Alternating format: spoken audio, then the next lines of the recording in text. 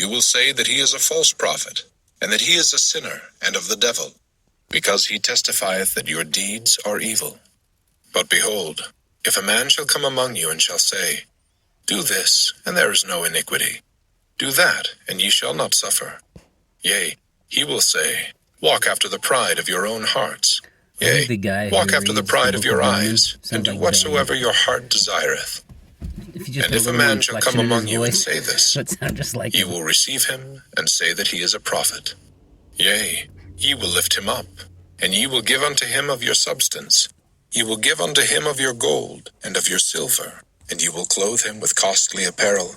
And because he speaketh flattering words unto you, and he saith that all is well, then ye will not find fault with him.